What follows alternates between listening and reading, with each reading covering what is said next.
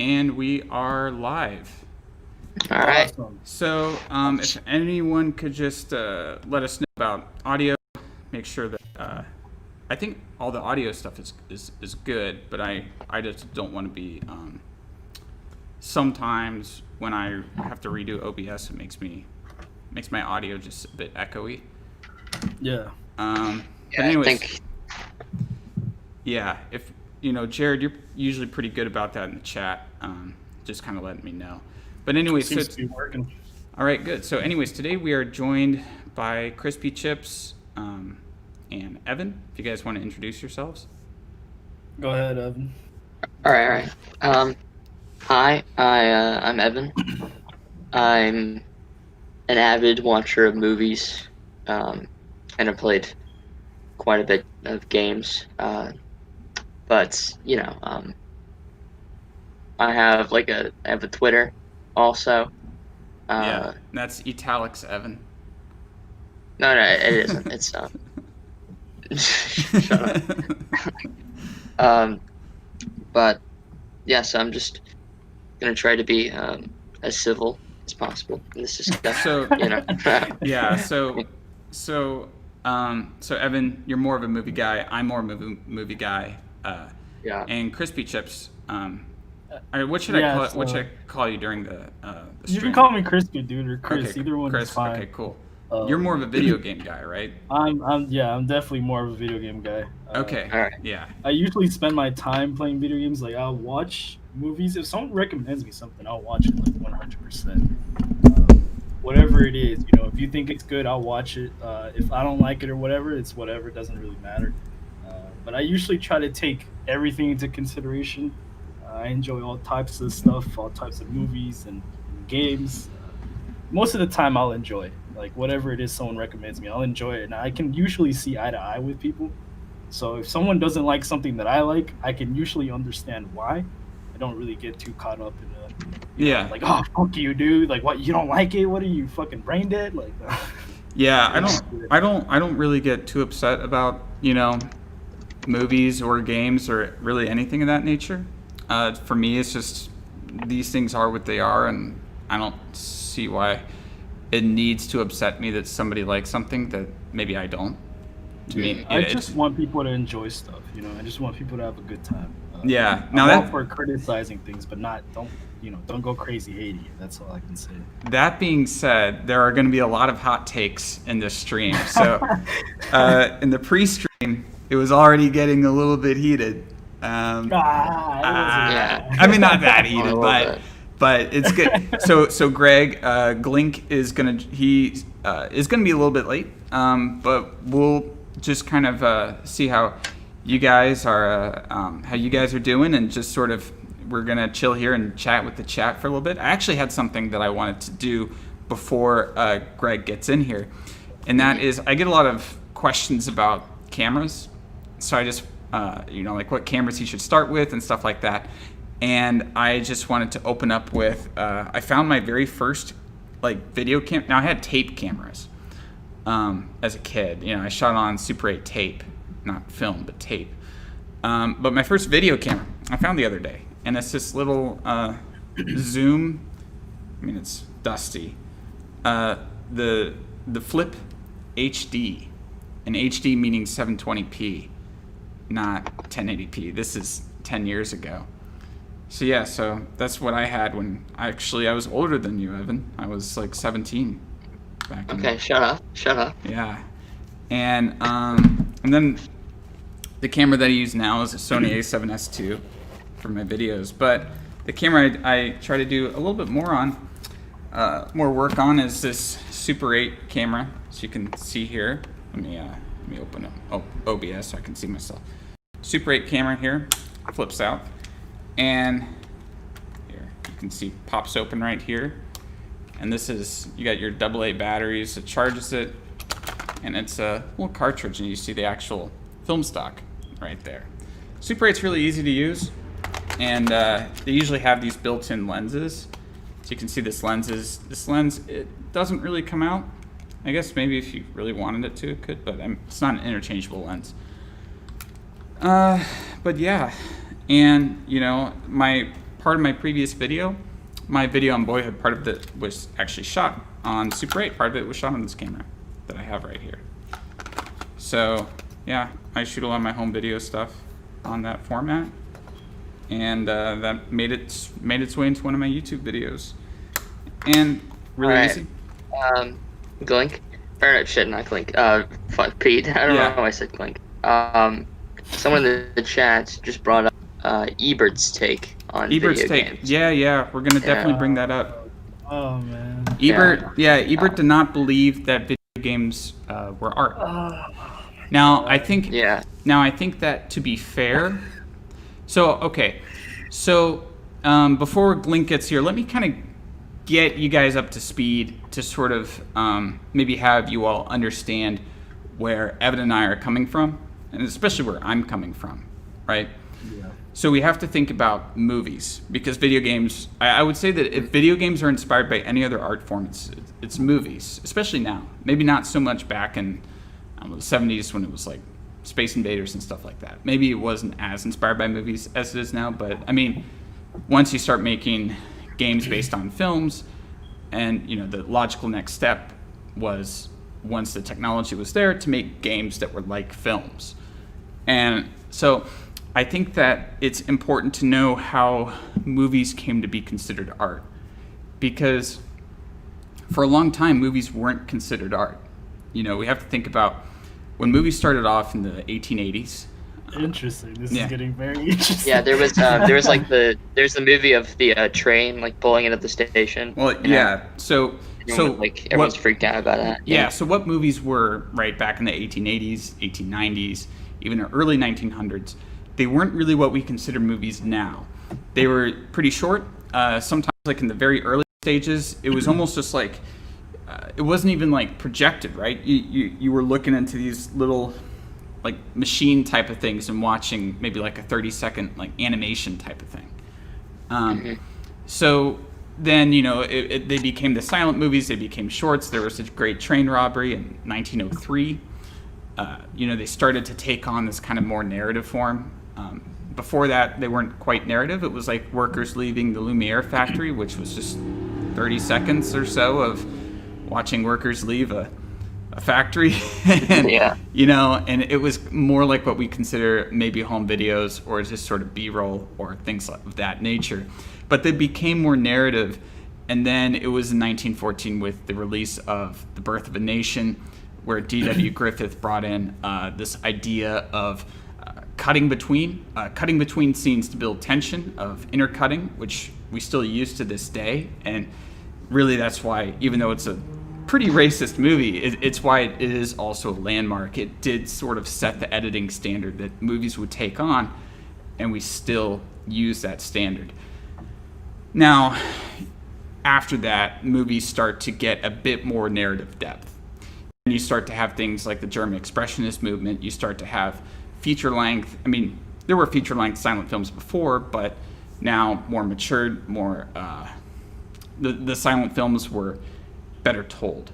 Not everything had to be chronological. Right. There was like real editing. Yeah. That's when it got to Chaplin, Yeah, that's when it gets to Chaplin. That's when it gets to Murnau. That's when it gets to all these people. Fritz Lang, Metropolis. Could Metropolis German Expressionism? Yeah, could Metropolis have existed if Birth of a Nation didn't? We don't know, because obviously both of them exist. But then you get to 1927, and that's the beginning of the sound era. So that's when talkies became a thing. And now, here's a funny thing. The problem is I don't know any of this shit.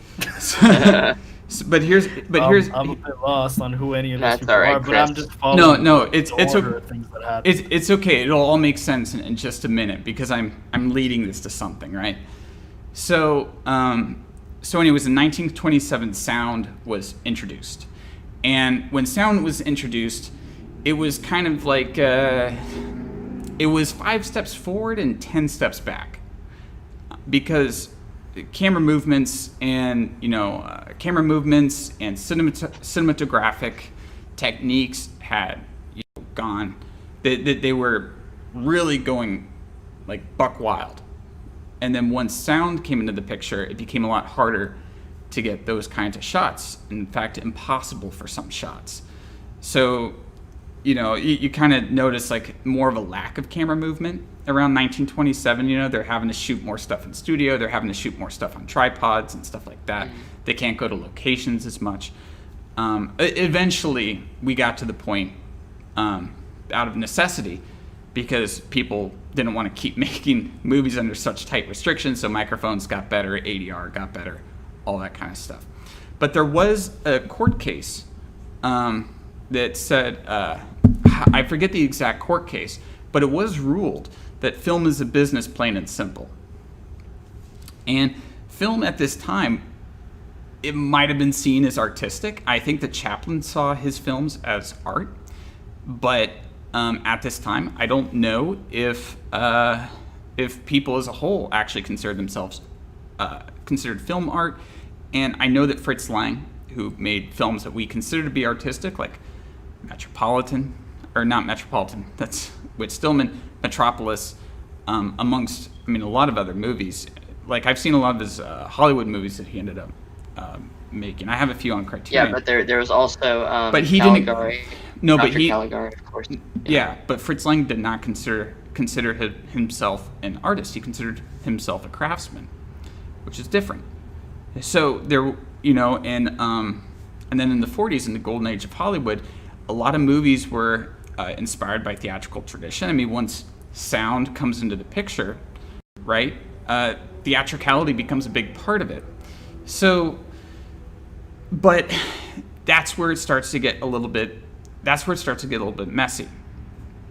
The thing about sound and why movies had to switch to sound, it wasn't like 3D today or an IMAX, right?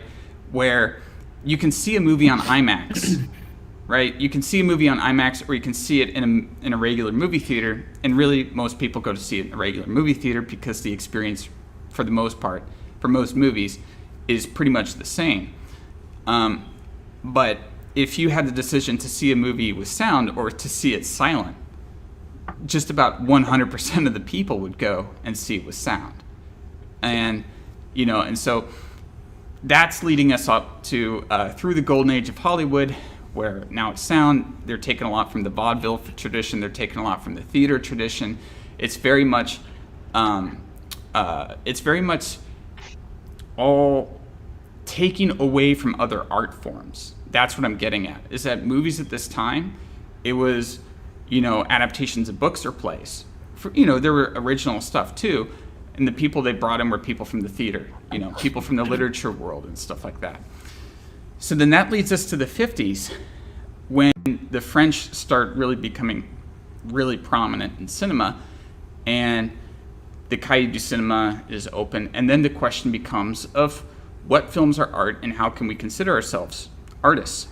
What makes film different than other art forms? What sets it apart?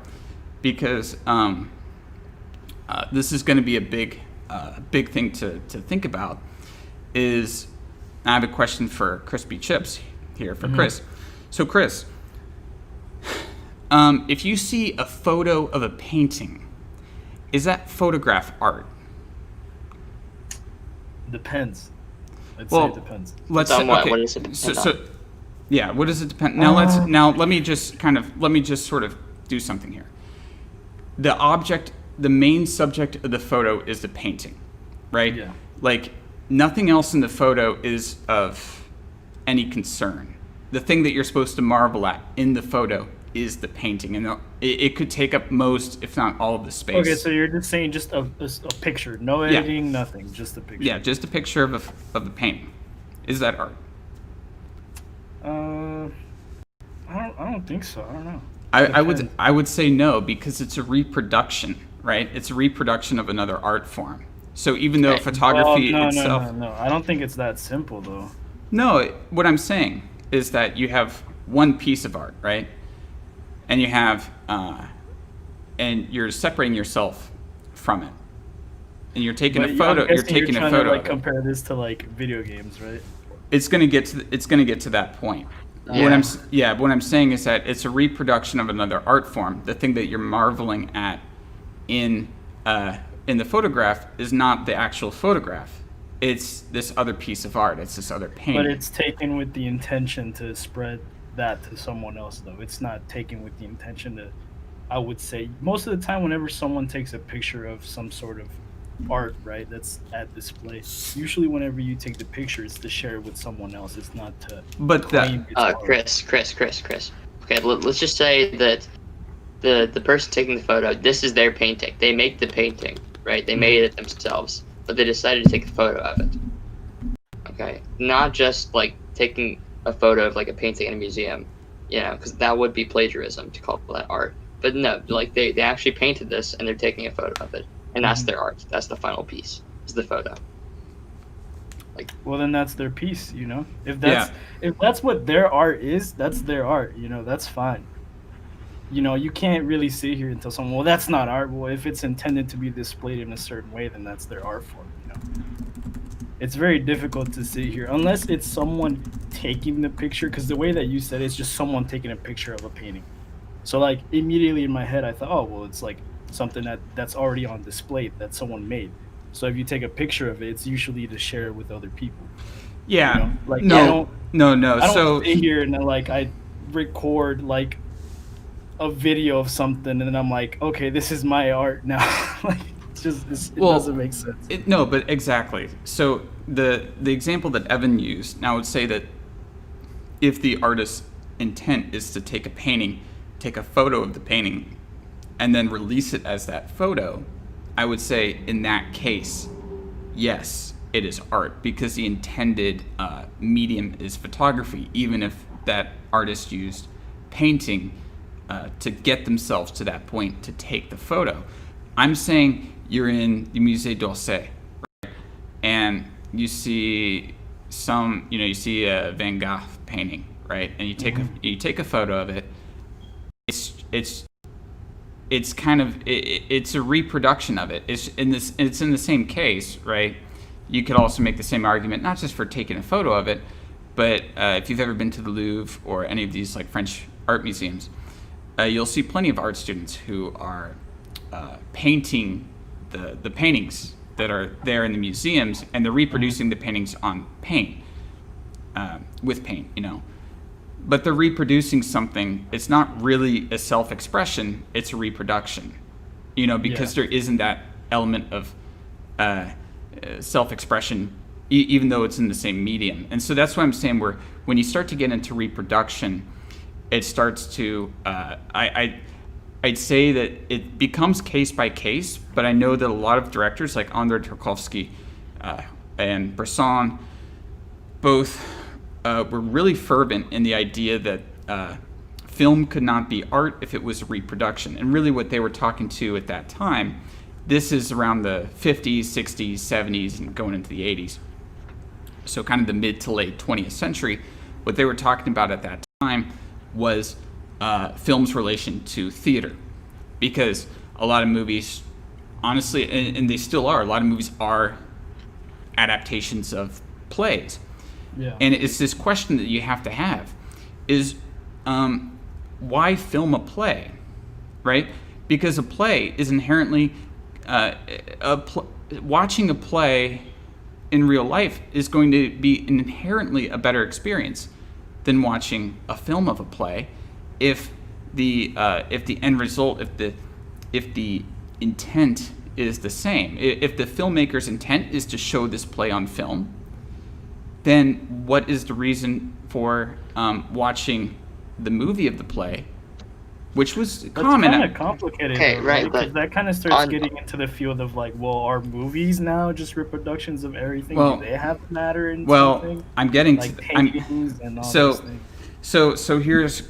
So I'm getting to that. This is all me bringing everyone kind of up to speed with the video game argument, and trust me, it's a lot of stuff because I read a lot of books on like the philosophy of cinema and stuff like that. I'm a big fan of. I'm obviously, if anyone's watched my channel, I'm a big fan of Bresson, and Bresson had a lot of very harsh things to say about movies.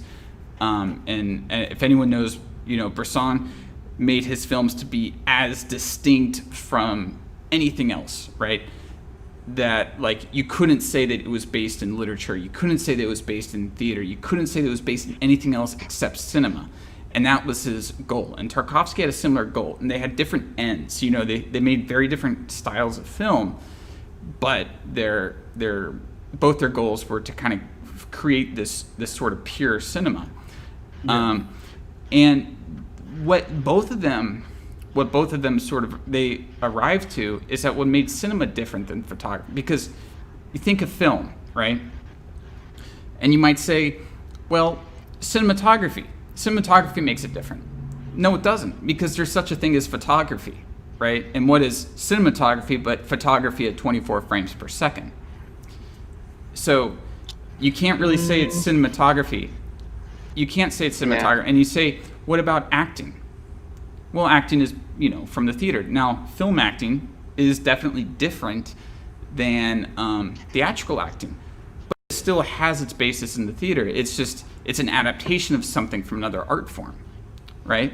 And it's definitely not music, because music is an art form all in itself, whether it's a score for a film. Very loaded, by the way, just to let you know, because you are addressing a lot of different things, and then to try and like look over this, because I am hearing you say like, well, a picture and cinematography are just the same thing, right? I don't know if I misunderstood that. No, I think you're misunderstanding. No, but that isn't the thing that separates it.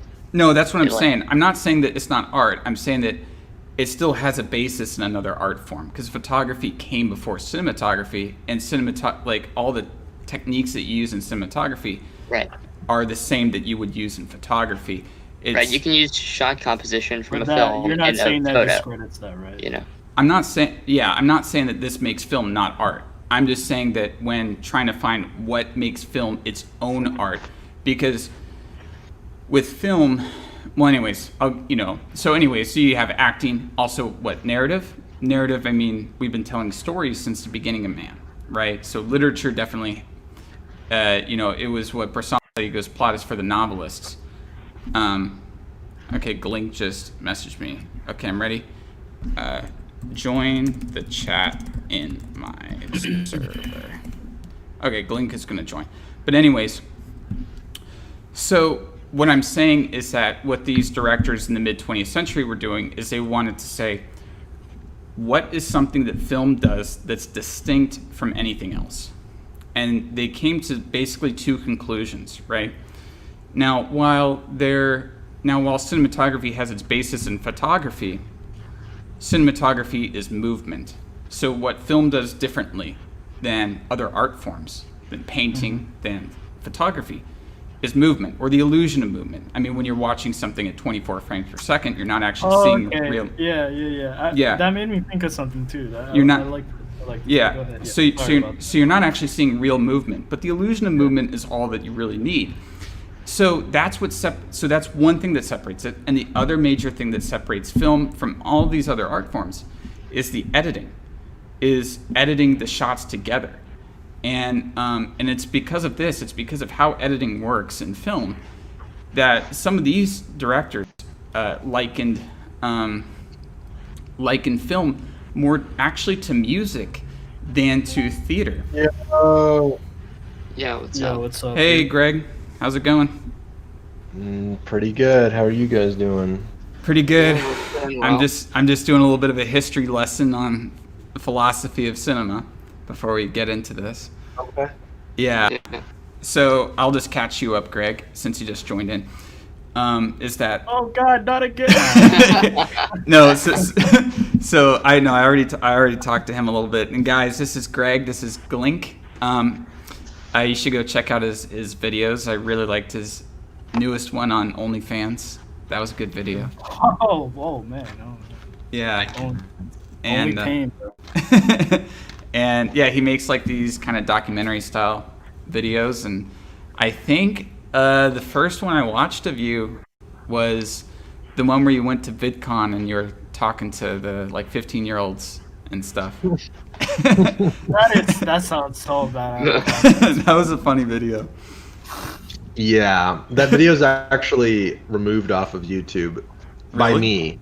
Oh. Yeah. That came out like 3 years ago, but it just came off bad. I mean, I don't really think it came off bad, but some people were taking it a bad way. I don't know. Yeah. Well, I liked it. Yeah. Well, and you know, one of the good things about Glink's videos is he always features a vinyl in the background. But yeah. Anyways, Glink. So I'll just catch you up. So what I basically did this whole long spiel to say that what makes film different, what makes film its own unique art form, is that it has movement, and that it uses editing. It uses editing to create visual rhythms, and uses editing to piece together worlds and to tell the story. Because, as you know, as well as me, as anyone who's made a film, is I always liken making movies to cooking. Writing a script is like making a grocery list. Shooting it is like going to the store and buying all the ingredients. And then editing is actually where you make your meal. You know, so when you shoot something, it's like you're getting all the pieces. You know, you're getting all the pieces that you need or may not need. It's a sum of all the parts, you know. Yeah. That's what it is. Yeah, exactly. And I'm going to be covering that also in my video on A Ghost Story, because that movie changed so much in the edit from what they shot, especially from what was written. It's almost nothing like the original script. You know, so it's an interesting case. Anyways, so taking this now, I want to just kind of create a short timeline here. So in the 50s is when people really started looking at film as art. I mean, when you had Godard and Truffaut and the Cahiers du Cinema, and this whole big explosion of independent films, of art films, of these sorts of things, right? That was about, 20 odd years from the beginning of sound. And, looking back now, when were the first 3D games, what we would consider modern games? And those would be in the 90s, about the 90s. And so we're kind of at a similar point, I think, with video games, where I think now, are we going to be able to solve everything in this live stream? Probably not, but I think that we can start a discussion on what makes video games unique, what in a video game makes it art, and what doesn't, and which games can we consider art, and which games can we consider to be not art. And so anyways, I just wanted to, so now that we're there, I want to go around and I want to ask each person what game they consider to be art, like irrefutable. Yeah. All right. So I don't know if any of y'all want to go first, or y'all want to let me go first. I don't know. Oh yeah, Chris, you I can want go to say. first. Go ahead, dude. Yeah, go ahead. Go for it. It's nice to be in the Kino corner as opposed to being in the Kino outside where I just was, the Kino center of the room. Now that I'm enclosed in the Kino corner, Everyone each other stacked on the corner. It really helps me mentally sort of be in the right headspace. So I'm just happy to be in the Kino corner. It's a little bit uncomfortable, but corners, they force you. On my face, dude. It's gross. They force you to face yourself, I think. And in that same vein, I think the greatest example, or examples, one of the greatest examples of a game that's art is Zelda Ocarina of Time, because it is in many ways the pinnacle of single player experience, which I think the games that are a single player experience lend themselves way more to be considered art, even though that sounds snobby to say, because you could technically say anything is art, and it's true that every game has some level of art in it, but in terms of something that's like an experience that you really, it's made for you, and it's impactful to you in the same way that it's impactful to anyone else who plays it. Like you playing Fortnite might not be very impactful. It's just kind of this cycle of winning and losing. It's more about the competition, but like a single player game is about the experience. And I think Ocarina of Time is the best example of that, just because it's such a well-defined setting, well-defined story. It's so simple, yet it's also, there's a lot of depth there if you have the sort of imagination and the the patience to really sit there and understand the world and the characters and the deeper themes that are left up to, I think, the player. So that's what I would say is a good example. Yeah, Ocarina of Time is great. I played it as a kid. Yeah, I only played the very beginning, but I was like very little, and the only thing I can remember is jumping on top of the spider web inside of the oak tree and not being able to know how to fucking get through it because I was young and dumb. Still am, but just slightly less. BioShock. Wait, I want to riff off of something that Greg just said really fast before we get to you, Chris, if that's okay. Go ahead. So Greg, you were saying that there are games, right, like Fortnite, where there is a level of art within it. There's obviously art to the character designs. There's art to the world design. There's art to the gameplay balancing. You can say a lot of this stuff, but I think that we have to think about intent, and the intent of Fortnite is to be more like a sport. It's to be more like a sport. It's to be more of a multiplayer experience. I mean, esport.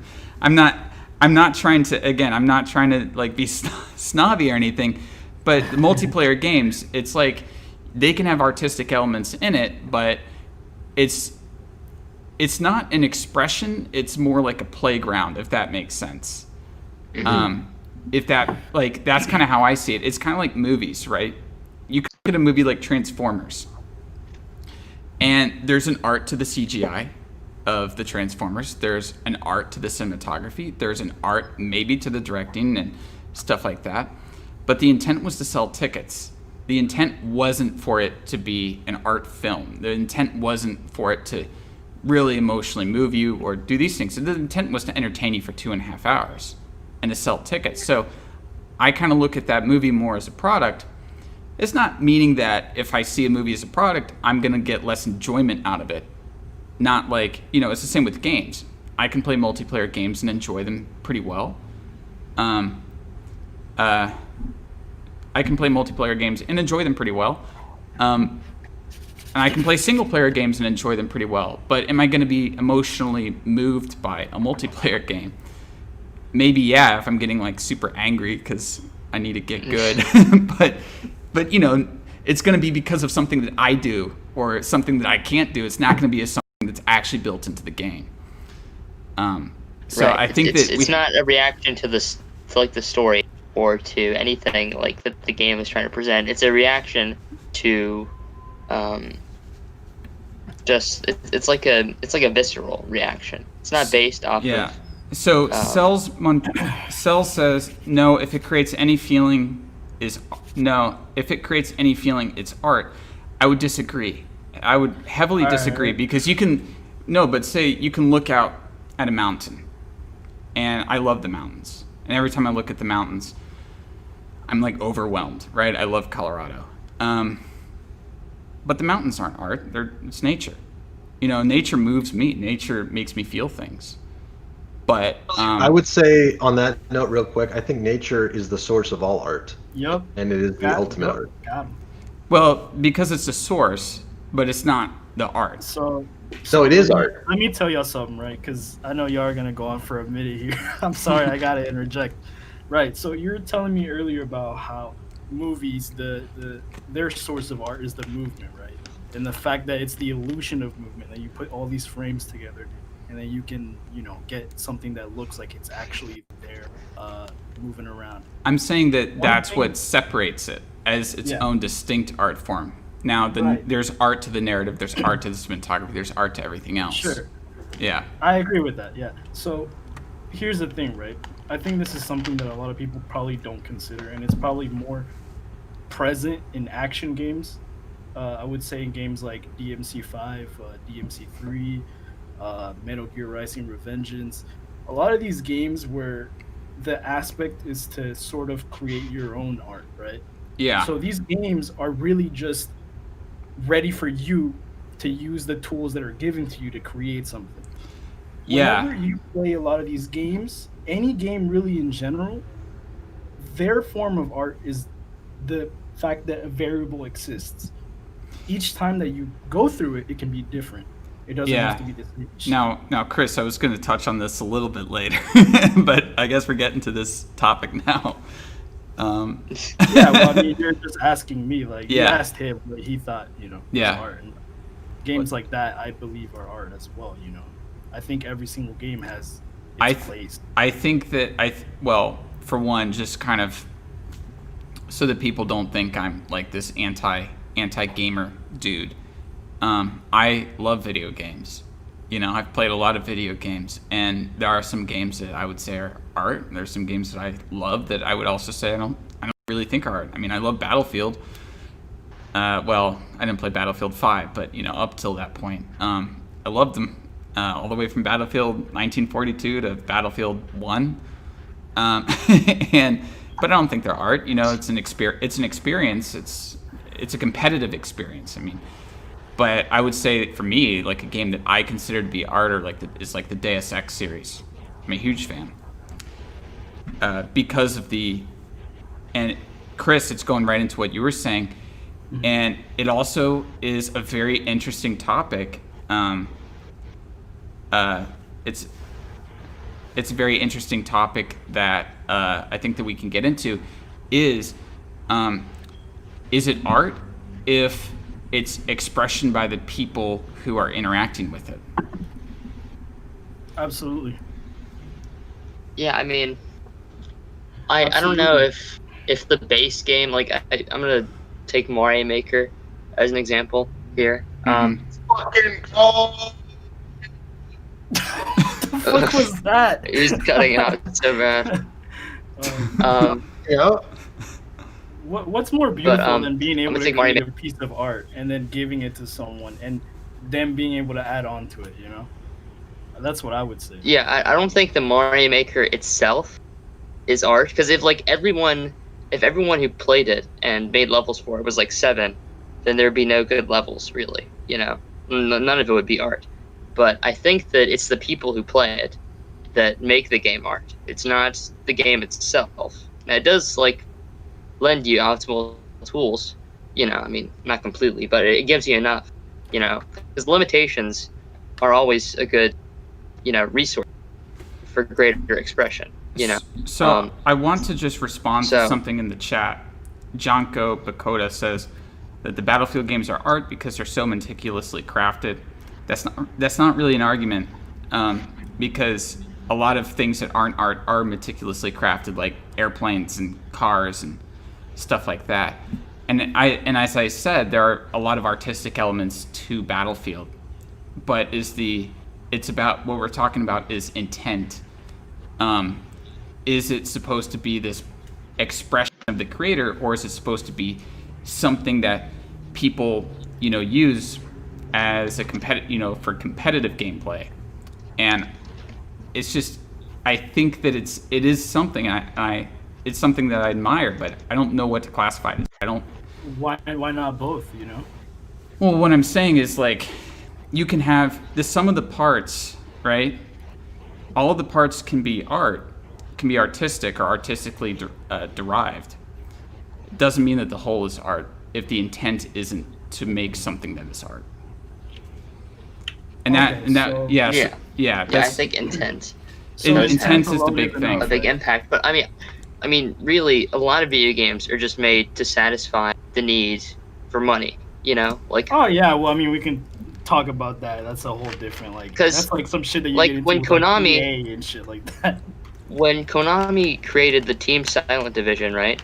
All they wanted to do was create a Resident Evil knockoff, right? Mm-hmm. And so that was their intent, right? But the game obviously did not come out like that, So you could say that because Konami's intent was to make a cheap knockoff of Resident Evil to cash in on the trend, that it isn't art. But I do think Silent Hill is art because the developers did care, and they wanted to create an immersive experience. that Yeah. I think everybody can tell. When you play certain games, you can tell when someone cares and when someone doesn't. Yeah, the Oh, yeah. developers of Silent Hill definitely did care a Or lot. you can tell whenever there's interference with it. Yeah. Stuff like that. I mean, if there's intent, I don't know if there's much to really discuss because it gets to the point where it's like, all right, well, these games are all intended to either do something or provide some sort of story or get across some sort of thought, something that they want to do, and then they let you play it out and do it how you want to. And sometimes you even get like multiple choices. You get all these things, and I would say that that's art. I don't know. Yeah. So I Legal don't know. I Sweet. don't really see it any other way. So Legal Sweet is saying that, he said that, yeah, if everything is art, nothing is art. I agree. Not everything is art. And also responding to the whole thing that cars, many things in vehicles sacrifice some function for fashion. Well, the fashion is meant to sell the vehicle. And really the intent of making a car, really when it comes down to it, is there might be art within it. And I think it is also case by case when you start to get up to these kind of Gran Turismo kind of cars, these like F1 cars. Maybe they are more art because their intention is very limited, and they, like you're not going to take an F1 car to commute to work. So perhaps a car like that would be art. But would a commuter car, or even kind of a nice like Honda Civic, like, is that art? No. As I said, like it's really case by case, and you have to look at, it's not just intent, but it's not even quality, because there is such a thing as bad art. Go to DeviantArt and see all these, paintings and stuff that people do. There's some good stuff. There's a lot of bad stuff, and Yeah. Furries, bro. But And by that metric, I wanted to say this while we're still talking about it. Some things that can't be considered art, at least I don't consider art, that doesn't mean I dislike it, because I like, I mentioned this to Pete earlier at some point, but I like the movie Rope by Alfred Hitchcock. But because it tries to replicate theater, so heavily, and it basically just disposes of what makes film unique as an art form, it can't be considered art in that way, because it's just trying to replicate theater, Yeah. But I still do love that movie, Yeah. So and here's the thing: whether or not I consider something art doesn't take away my enjoyment of whatever that is. Right. Like I can like an illustrate. I know that there's some things where it's like, is that a painting or is it an illustration?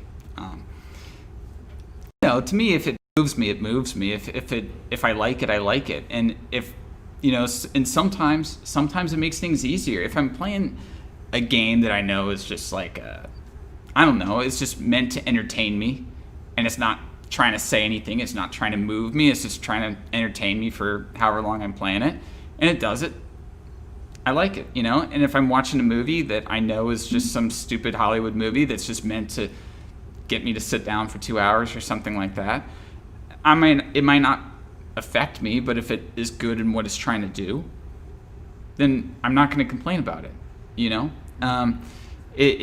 It's sort of like when you start to look at what is actually, it's almost like art versus product versus entertainment, and there's a lot of overlap, and it's something that's strange. It's something that's still being discussed in film. What films are considered is still a hot topic, but I think it's a topic that's coming, that we need to address in video games, because my problem with this whole discussion has been, are video games art? Yes or no? And I think that is way too, black and white. I don't think that's the right way to approach this. So I want to ask Greg, have you played Minecraft? Honestly, not really.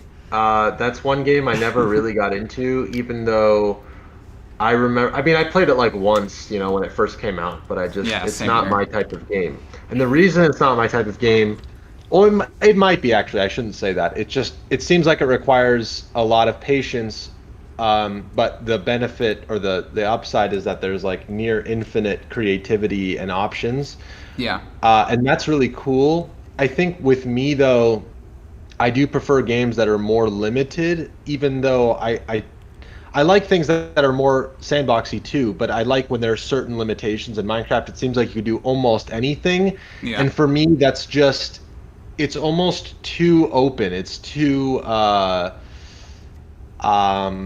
it's like a different, it's a simulation almost. Yeah. At least based on what I've seen. I don't actually know the game super well. Well, I know that Evan does. He's that age. Mm-hmm. I only got a Minecraft because Turkey Tom wanted me to play with him, and How'd that go? I haven't actually jumped on it yet. I bought it I bought it months ago, and I haven't opened it up. So toxic. But I mean, look, my opinion with Minecraft is basically the same as my opinion with Mario Maker. It's only as good as you want it to be. Like Yeah. you make your own enjoyment of that. Yeah, and I think you can create your own goals. And I think it's interesting. I think that something like Minecraft, I've been thinking about Minecraft all day. I played a little bit. I played it, when it was in the beta or something like that a long time ago.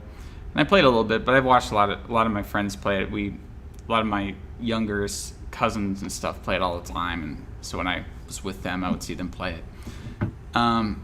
It's something that's really interesting for me because I can it's got an artistic style to it. It is purely gameplay focused. It really embraces what it means to be a video game, which is player choice, interactivity, things that really set video games apart from other mediums. In a video game, you can interact with things, right? In a video game, you can explore an environment. One of the limitations of film is that you only see what the director wants you to see. Yeah. And another limitation with film is that it has a very set time limit. On a game, you can honestly play any game for as long as you possibly want. You can be in this world for as long as you possibly want. It doesn't matter if it's some corridor shooter single player experience. You can sit in that corridor looking at the walls, analyzing everything for as long as you want. There's not a set time limit. You can interact with the world. I mean, so I would say that the gameplay, that, what we define as gameplay in a game, which is player interactivity, and how you interact with the environment, how you interact with the story, these sorts of things. That's really what sets, for me personally, that's what sets games apart from movies. And so, I mean, personally, I love games that give me a lot of player choice. I love games that do a lot of environmental storytelling. I love, that's why I love Deus Ex. And I love these immersive Sims and the original Thief games. I played on the PC, and those are the kind of games that I really like because it is about sort of creating this mood and atmosphere. And I started playing this game called Pathologic 2. Yeah. Oh yeah, everyone talks about that. Games. Yeah, and game's really good. Yeah, and I would definitely consider that art because it is using this interactivity, and that's the main thing. It's using interactivity to not just tell a story, but to evoke emotions, and that the way that you interact with things, and the way that the environment changes around you, and the way that you can impact the environment does evoke feelings within you. And now on the other end of the spectrum, I hated Wolfenstein: The New Colossus because it was all cutscenes. I felt like I didn't get any gameplay in that. Yeah. And for me, I just felt like, why didn't they just make this into a movie? It felt like a cheap reproduction of a film. And something for me too is when I see a CG character, when I see a CG character it's we got to this point where video game characters are a little bit uncanny. I almost prefer just the original JC Denton where it's just pixels. Yeah. It's just flat, because I know that it's a video game character and it actually keeps me immersed. And that's actually one thing I liked about The Witcher 3 is it kind of rides the line between being realistic and also being I feel Nah. the same way about drawing and painting. Sometimes it's like I kind of like this is also to say just to make sure it's like I don't discredit anybody who can draw something that is so insanely realistic it looks like a picture. But it's like I almost prefer that thin line where it's like I can tell that it's that it's not real. Mm-hmm. And for some reason, that's just me. Like even when I draw, it's like I get annoyed whenever I draw something and I'm like, okay, well this looks a little too real. Like this is kind of freaking me out. I don't really like this. And I'm just like not happy with it. But yeah, I know what you mean. It's like kind of weird. Yeah. And yeah, and I think that another game that kind of did that. Another game that did that was actually, where the characters look real, but they also don't look real in a sense. And I thought they did that pretty well. Was Grand Theft Auto 5. It does kind of ride the line, and I like, I like Grand Theft Auto. As I said, I'm not a snob. Like I dislike them. They look dead inside when I look at their eyes. I look at them, I'm like, bro, what the fuck? I'm not a snob or anything. Like I know that this guy in the chat is trying to shill Battlefield to me, dude. I literally own every single Battlefield. I'm like a level 100 in Battlefield 1. If I didn't like the game, if I didn't love the game, I wouldn't have gotten to that point. But what I'm just saying is that we have to open up a discussion about what it is, where it is that we want gameplays, or where it is we want games to go. And now something I've been thinking about Minecraft is that it's like a canvas, and I think that this is a very interesting. Grand Theft Auto 5 isn't Kino. It's an action movie flick. Yeah, I mean it's like a Michael Mann movie. It's very. Grand Theft Auto 5 is definitely like Michael Mann, the video game. Grand Theft Auto 4 is pretty good as well. I mean, I liked all the Grand Theft Autos, but we have to think about where games are gonna go, And right. I mean, just to touch on this really quickly, you were talking about like the history of film earlier, and I just now I realized how quickly like video games have evolved in comparison to other art forms, Yeah. Because you look at like the most recent game that came out, Last of Us. You look at that, but then you look at where we were in the 70s, and it was all just like it was Pong basically. Every game was just Pong, and it was arcade, and you really had to go someplace to play these games because the stuff that you could have at your home wasn't necessarily powerful enough to play these games. I mean, and it was also very expensive. Yeah, super expensive. It took up a lot of fucking specifically space. Like between the 80s and 90s and 2000s, like you look at the progression of games, within that period, and it's just it's mind-boggling, how far games have come in like 30 years. I would say in technology. I would say how far they've come in technology, but as far as giving us differences of experiences, it's I don't know. I mean, I don't know, because I mean, so many genres have I wanted to ask y'all, right? Like, have y'all played the first Last of Us? I have. Yeah, Evan has. You haven't played it, right, Kino? No, I don't have a PlayStation. No, Pete hasn't played it. Have you played it, Glink? Nope. Okay, so I've seen this a lot. Like, I've seen a lot of people, and I can understand why, right? Like, a lot of people don't like that game because it should have just been a movie. They feel the same way about Death Stranding. I totally understand. There's a lot of games that people just look at like it should have been a fucking movie, man. It should have been a movie. It has no business being a with the game. Death Stranding thing. I don't mean to interrupt you, but Death Stranding in particular, that game I don't think could have even worked as a movie, because the entire point of the game is resource management. I don't think a lot of people get that exactly. Is that games are the future of movies? I don't know, Games are the future. when I'm for sure. I think that they give very different experiences. Yeah, but the thing is, what is more appealing to people in the super long term? Something they just sit back and watch, or something that they feel like that they're playing a role in and that they're interacting with, even if it's made to be, an experience like a movie where there's a story being told and it's very well written and everything. I think the medium where, number one, you can make the most money, and number two, where people would feel the most immersed and attached to it, is a world where you can truly escape. Because a lot of people that are really into films and movies, part of it is because you want to be in a different world for a moment. Part of it is because you want to be immersed in a different story. That's a big part of it.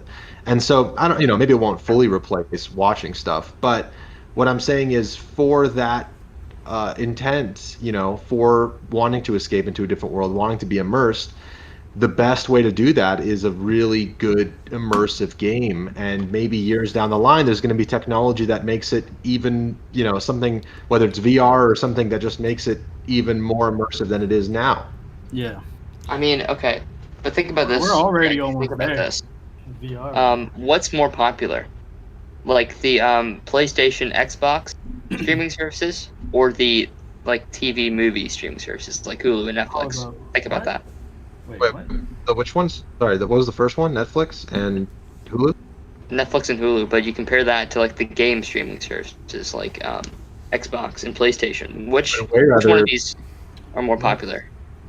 Well, Netflix is more popular right now, I'm pretty sure, right? Yeah, Greg isn't really saying what's right now. He's I'm saying in the future.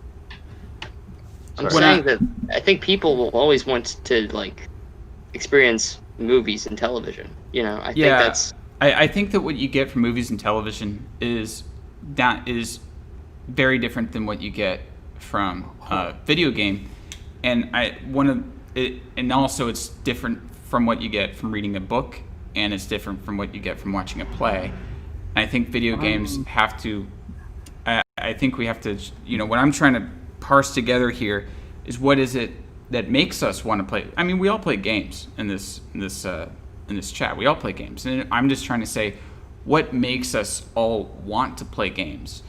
Glink put it really good already. He pretty much explained. Yeah. Whenever you watch a movie, you see the guy in the movie. You say, "Oh, he just killed somebody," right? But whenever, by the way, funny, right? You don't notice this when you're doing it. When you play a game, you say, "I killed somebody. I shot that guy." That's what makes it fucking different. That's what makes people play these games. But I don't think it's not just voyeurism which causes people to want to watch movies. It isn't just that. Yeah, I would have a question. I would have I have a couple questions that to kind of move this conversation along. Okay, so the first question is, could you have a movie like a narrative, like Satan Tango, or Stalker, or Diary of a Country Priest, as a video game? Put this into layman's terms, bro, because I have no idea what those. Well, I mean, movies that have Stalker does have a video game though. Yeah, but it's not based on the movie. The video game is not based on the movie. I'm saying, could you turn this movie into a game? Do games I feel like, because there is this element of gameplay, there are stories that are really difficult to try to sell in the video game marketplace, and are better as films. And I think that maybe for action, for me, I'd honestly rather play an action game than watch an action movie, because it does give me more agency. But as far as if I want to watch a drama, look, there's gonna be movies in the traditional way. This is the way I see it. If you want to, I'm focused on the future. I think there's gonna be movies in the traditional way, just like there's books still right now that people read, and they're great as books. But there's also videos, and there's audio, there's podcasts, there's audio books, and there's movies, and there's these other mediums that sometimes are adaptations of books that people prefer over the actual books themselves. And what you're saying about are there these movies like here's something, for example, I haven't even played this game, but I've heard about it. PT, it's this like horror VR game that's supposedly really good, really scary, Oh, it was really the- Yeah, immersive. Kojima. it's the teaser for Yeah. Silent Hill. Yeah. I know. And so R.I.P. I can imagine a future where, the more popular medium or the more advanced medium of movies is like a VR experience that maybe it's not even as gameplay driven, but you're kind of just almost on rails or something, but it feels like you're literally in the movie, and everything happens as it's intended to, as like set pieces and as if it was a movie, just like a movie has scenes and it has this music and the whatever. Everything like that the same way could happen in a VR thing. And there will still be traditional movies, of course, but I'm just saying that I could definitely see that being like the next step in kind of combining games and movies. I want to agree with you. I'm going to agree with you here. And what I'm going to say is I kind of take back my thing about action movies, because sometimes I do love me a good like Michael Mann, Heat, or something like that. But Crank. Crank's pretty good. Transformers. But the genre that for me has been more effective in video game form than in movie form is horror. I get a lot more scared when playing horror, when playing something like one of the good Resident Evil games, or something like that. I get more scared at that than when I'm watching a horror movie, because when I'm watching a horror film, there is I always have that separation that it's not me, it's somebody else, and I'm watching. And now what horror sort of bases itself on, right, is empathy. That you're going to empathize with this main character enough in order to feel empathy for them, so that you get scared for them, right, in the film. Right. But that really means that the writing has to be fantastic, and let's be honest, most horror writing is not. Acting has to be fantastic. Yeah, let's be honest, most horror writing is not fantastic. But the thing in video games is that even if the writing isn't that great, right? And even if the voice acting maybe isn't that great, what's happening is happening to you. You don't have to empathize with anyone. It's happening to you. It's a personal experience. Because when you're playing the game, and this is something interesting that I've always noticed with myself, the whole world kind of around you, that's not the game, sort of goes out of focus. Like you are in that game world. If the game is good at immersing you, you are in that game world. And I think that horror is actually more effective, for me personally, than it is in film. I've never been scared by a film. I've seen all the movies that people say. That's how I feel too. Yeah. I've seen The Exorcist. I wasn't scared. I wasn't scared by Hereditary. I don't think that's not the main purpose. You could say that a lot of horror movies, that is their main purpose, but there's so much more that can be told. Oh yeah. No. But for some people, that is the purpose. They do watch them to feel scared or to feel whatever. That is the point of horror movies for them. Yeah, and I'm not saying that there's not going to be a space for these kind of horror movies that are really just using the medium of horror to tell a certain story. Like Hereditary is obviously about mental illness passing down through generations and things like that, and it's using this kind of horror, demonic sort of thing to tell that story through metaphor and through allegory. And I think that there still will be a place for that, but the people who are going to enjoy it are going to enjoy it because they want to enjoy that extra sort of level of that allegory. They're not going to be watching it because they necessarily want to be scared shitless or something like that. But you can make a game that's much more effective at scaring you than I think personally a movie, because there isn't this empathy gap. It's not basing on whether or not you're going to empathize with the character or not. You know what I mean? There's also the aspect, right, where in a movie all the choices are made like for you. You're watching choices that were already, pre-decided. Yeah, but that's true in games too. You have to, but that's like more like in cutscenes. Obviously, the ending is like what leads there is pre-decided, but the way that you go about doing these things isn't. So Yeah. you yourself have to make those decisions. You have to. If Yeah. you don't do it, the game's not gonna do it for you. You're not gonna move along that long dark hallway with like 20 doors on each side.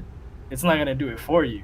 Whereas in a movie, this guy is walking down a hallway or something, and you're watching him, and each time you're like, some gonna jump out that door, some gonna jump out the, but you don't have to go through that grueling, like, experience of like, fuck, I have to walk next to every single door, and I don't know if some shit's gonna come out and whoop my ass in the middle of this hallway. And Yeah. No, that's you're what making a makes good you point. So connected to those games, You're making a good point, because I think this is kind of getting to the crux of what makes games different than movies. And it's that games inherently are an active, it's an active art form, right? You are interacting with it. Movies are more passive.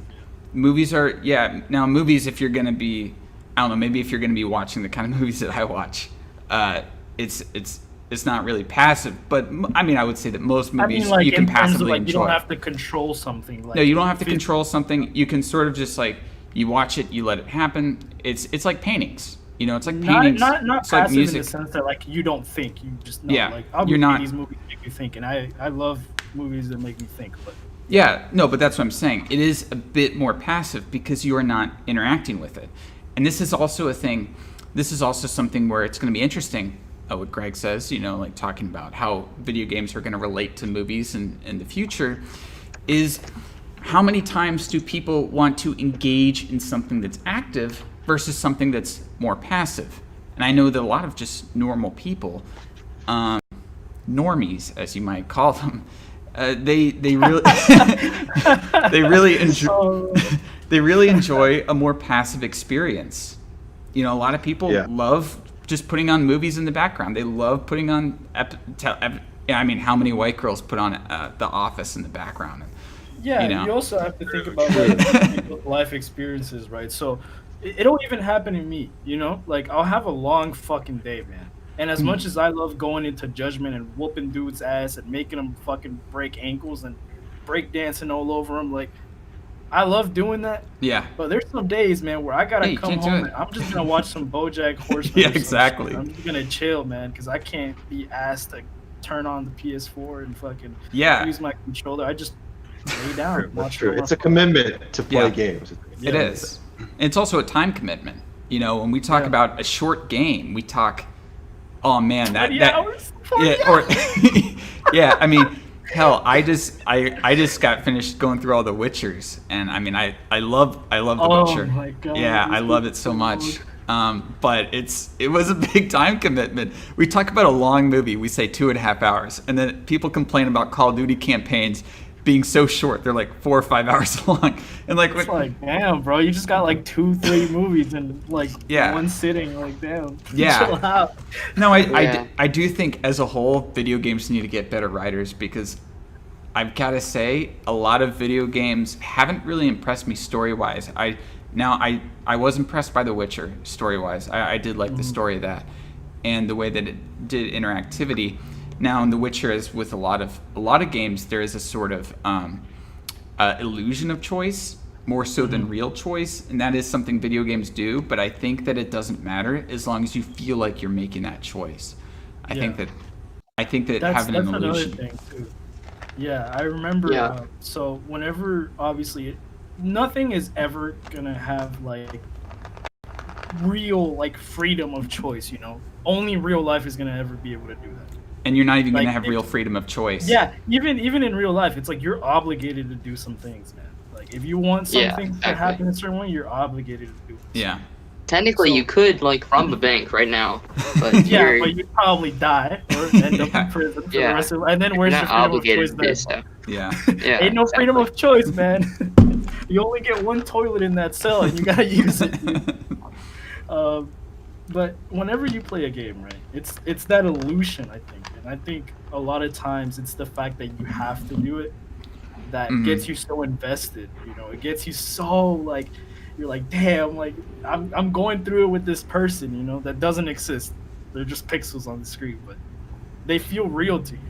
Yeah, And I always believe that I don't want games to replace movies, and I don't want movies to replace games. yeah, If there's and that's ever what I like think. a mixture of both, I'm totally down with it. Just like I guess someone mentioned Bandersnatch, right? Bandersnatch is like a mixture of both.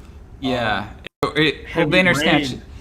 Yeah, I don't You really. know, The thing is I don't really care for the David Cage games. They're kind Oh of no, goofy. I'm just saying like games kind of mixed with like the concept of a game mixed with like a movie, you know. So Yeah. like Heavy Rain, Until Dawn, I kinda- Detroit Become Human, stuff like that. I kind of have similar feelings on those as I have on movies that are based on plays, Mhm. which is maybe I can enjoy them, but it feels like, why am I playing this as a game? Well, and Yeah. like, because it's like when a I movie's totally based on a understand. play.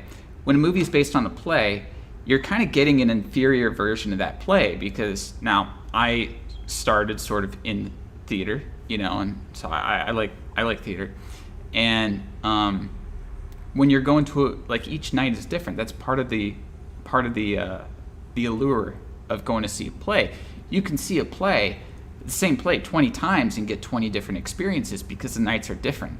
They're playing to different audiences, you know what I mean? And it being live and it being right there in front of you, the actors are right there in front of you, they're changing things, they're, and that kind of idea of the live performance, you miss that in a film. And it's just kind of like when you're taking a movie and making it into a game, or making these sort of David Cage type experiences where you're like pressing Like buttons. Telltale games. Like and stuff Telltale. like Yeah, that. I played the Telltale Walking Dead games, and honestly, I'd rather watch the show. Oh, but that's the thing though. Those two are like way different. Like the stories that they're telling are way different. No, the stories that they're telling are way different. But what I'm saying is, like, in the Telltale style games, there is a Very loss. minimal things, yeah. There's a loss of interactivity, which is why I would want to play games. It's not as active, and it really makes Yeah. me not feel near as invested as say I a game agree. as say a game like Doom Eternal, which Oh yeah. I love. Rip and tear, baby. Rip and tear. I mean, I love Doom Eternal, and I would say Doom Eternal is art, because it knows exactly what video games are, and it really tries to play to all of its strengths as a game. And I think that also comes down like different strokes for different folks, right? Like, yeah, there's different always people going to be different that. things, just like movies, There's always going to be that, and but I think that it's like we're at this point in games where it's kind of like graphics are plateauing a little bit. It's like things can look realistic, and I think that we have technology now that makes people's visions come to life more than they could in the past, and so there's going to be, I think, in the next like decade or two, there's going to be a lot more freedom in how people make games. I mean, we've seen a rise in independent games and indie games getting really big, like Cuphead, Yeah. which I really liked as well. And and we're seeing that, and so it's going to be. I just want to, I guess I'm just trying to parse together what makes me like games so much, and what makes them a different experience than movies, because I'm always in a different mindset when I play a game than when I watch a movie. Mhm. And what makes them different, and how can games really play to their strengths as video games, as an interactive medium. I think Doom Eternal does it really well. And Yeah. also talking about active, Doom Eternal is a very active experience. Yeah. I get stressed out. I mean, my heart pumps, when I'm playing when I'm playing that. 'Cause- Yeah, I get that, dude. Yeah. I played it and I was like my mind was like Yeah. just the whole time, dude. I couldn't Exactly. stop. I swear it's probably like a workout routine of playing Doom Yeah. Eternal. Yeah, dude, I was dude, my hand was sweating, dude. Yeah. I was like, holy Wait, shit, man. I'm you have, over here, like- on some monkey bars and fucking playing around. Like, Yeah. Well, when you have like 100 things like there, all Florida trying to kill Man, the you. Video game, dude. Well, yeah, or my town, living in Florida. Florida Man, the video game, dude. But So yeah. fucking cute, is- So, Evan and Greg, I mean, what do you have to add to that? Oh, Evan's deafened. Oh, he's definitely. Well, I was gonna actually introduce I don't know if introduced, but I was just gonna say, on we touched a little bit on Kojima games earlier. Yeah, that's Death Stranding. I mean, have you played Metal Gear Solid, Peter? I played 5. 5. Okay. Yeah. Well, that one's a good example too. Although I actually haven't played 5. I've just heard that it's really good. But I've played 2 and 3 and the original, and that to me is a great example. Like, I do think that there's going to be a subset of games that are trying to be, like I said, like the VR experience, basically a movie that's maybe a little bit, maybe not even interactive, maybe just a more immersive movie. Like, that's definitely going to be something. It's going to be something between games and movies. Can I just add something in right here? Yes. Because I want to add, because you just reminded me of something. So with this whole coronavirus thing, right? Here's what I've been thinking, is that maybe the future of, maybe that we could get cinematic experiences in VR, that you can like put a VR headset on and it makes you feel like you're in a theater watching VR porn. Yeah, well, yeah, there's also that, but hey, you know, I think Greg's on there's NoFap. 2 types of games ultimately. There's games that are like a medium to something else, and I would even put Minecraft into there, Mario Maker, you know, these kinds of games where you're kind of making it is what you make it, you know, completely. Yeah.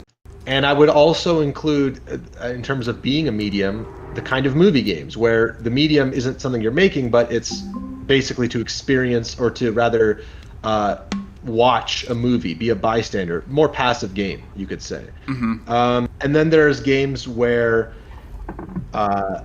it's not really a medium, where the game itself is, I think that's where I would make the distinction, like going back to the original question here, like are games art?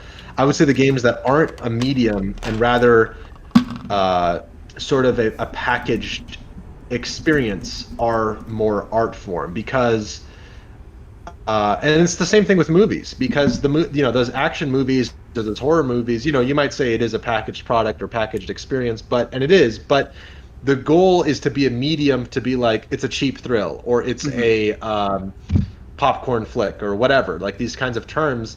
What you're really saying is, yeah, at the end of the day, it's just flat out enjoyable with your friends, or you get something out of it that's a little bit more superficial. It's not something you think about. It's not something that sticks with you. And I have seen in recent years it seems like it's more rare for games to be kind of that single player experience that really sticks with you, that really maybe gives you a message at the end of it. But even though it's more rare, it also seems like it's very the quality of those things has gone up. Like, for example, like maybe The Witcher is a good example of this. I don't know, but the kind of games, like, in other words,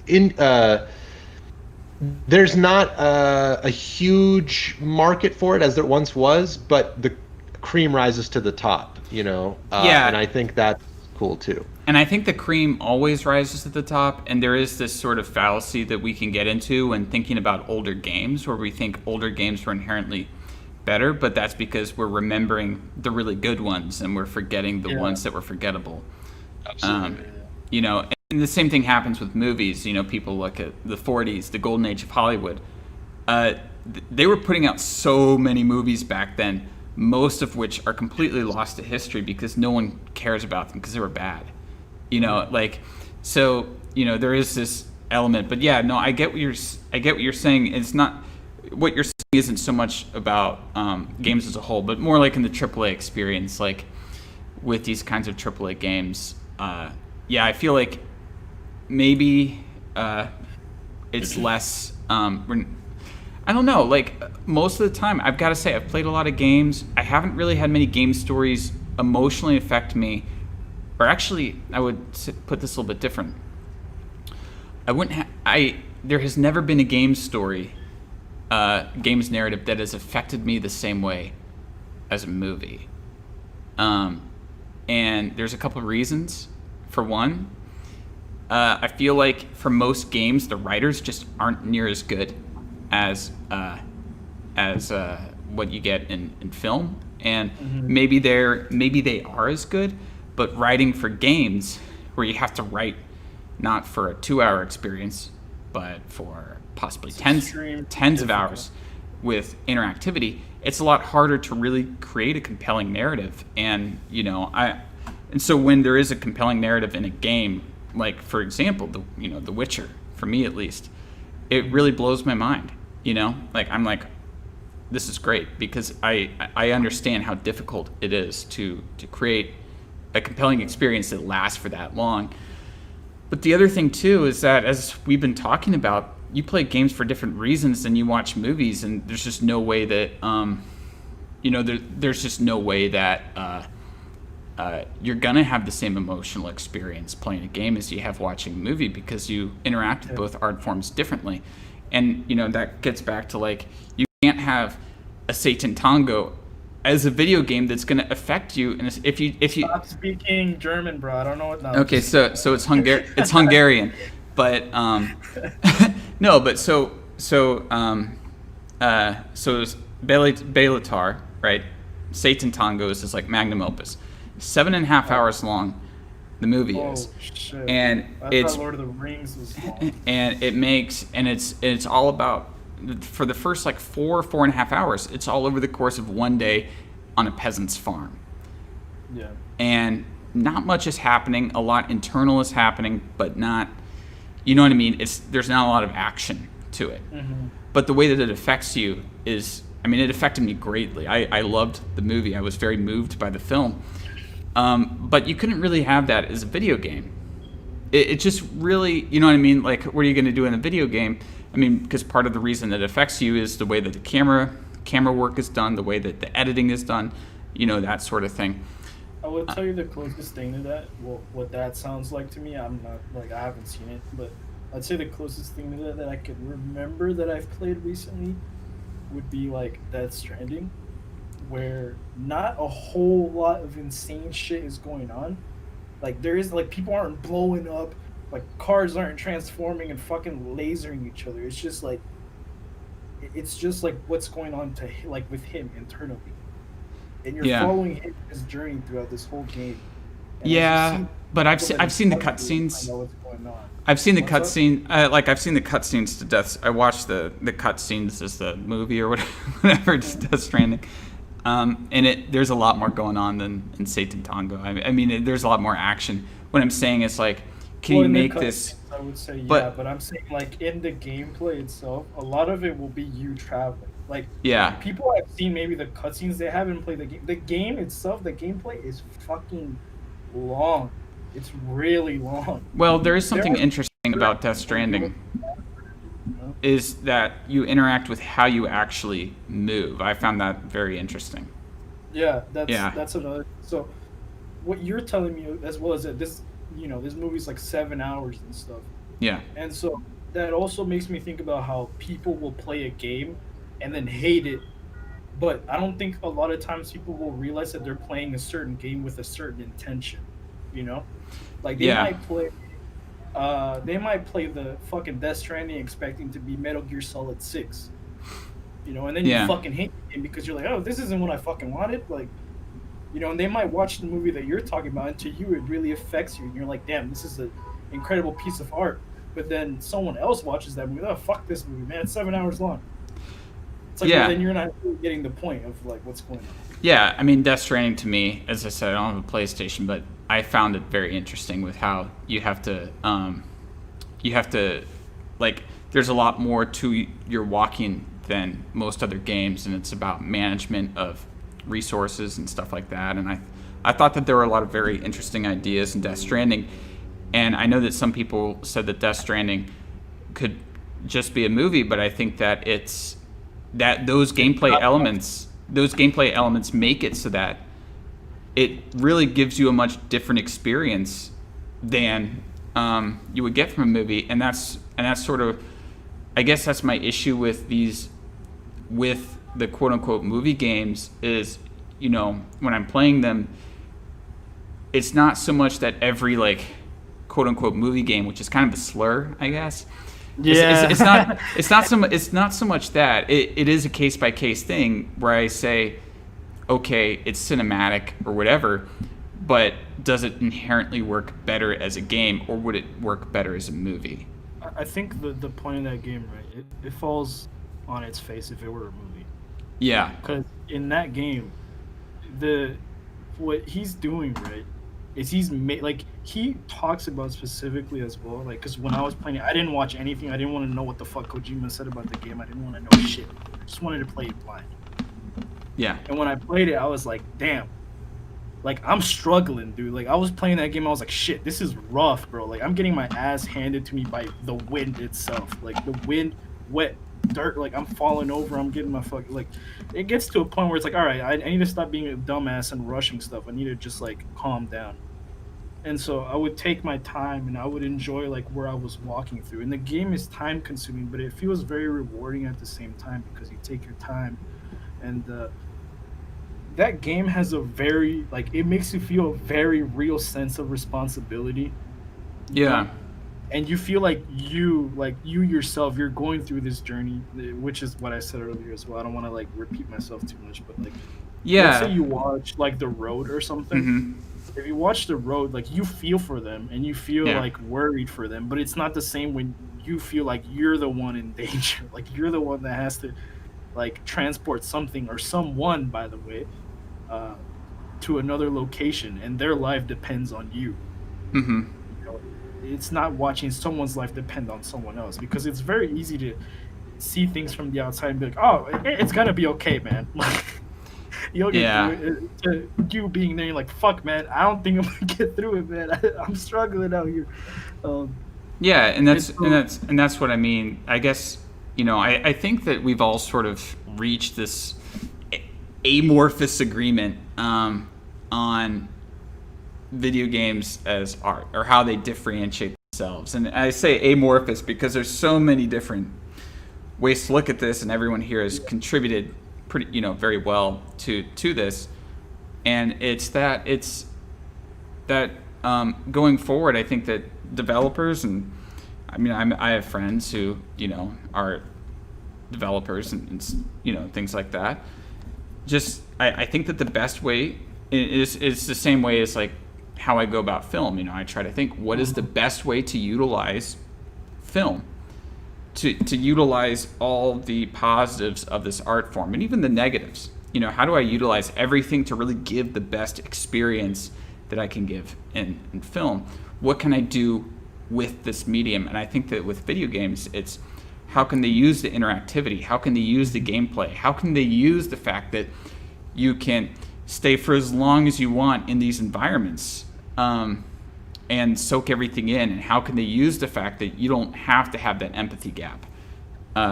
You know, I can tell you one way they don't. They shouldn't. So in both The Last of Us, in both games, you have to turn on generators at some point. Yeah. Yeah, goddamn, dude, it is so fucking boring. And it's only like a very quick, like, second too, but it's like the fact that you have to do, like, press triangle like 3 times and, like, time it. Oh yeah, like, those, like, quick time events. Yes, I fucking. It takes me out of the game. Yeah, I don't like those. Any game bad is just quick time events. That is the worst fucking thing you can do to a game. If you're playing the Tomb Raider and I'm in a fucking cutscene and I gotta mash fucking triangle or time, like, dude, I instantly start getting, like, more annoyed, like, instantly. No matter how much fun I've had in the game, it's like, oh, are you fucking kidding me? Like, a quick time event. Like, I've enjoyed playing also, like, the old God of War games, but every time I have to mash circle to open a fucking gate when this guy literally goes down and takes down Titans and shit. Yeah. Hey guys, sorry I was gone for a while. Oh my god, I mean, you just interrupted. No, it's alright. So I was just kind of bringing this all to a close. I was just don't do it. Yeah, I was just bringing this all to a close. I think that one thing, though, that games can also do that can take you out of feeling like you're the protagonist, is having a bad voice actor for the protagonist. Oh my lord! Oh my God. That's true. Yeah, that's why fucking Nolan North like voices everyone. You know, because he's like the one good voice actor. Fucking Troy Baker. An infamous example of that, by the way, is Final Fantasy X, at least the English version, because Oh yeah, like the character laughing. Titus has this infamous scene. Well, he just sounds annoying the whole time. He's Yeah, like but the ha, ha, ha, ha, ha. yeah, he's like the typical American like mid-2000s suburban white kid that's just annoying and yeah, it's bad.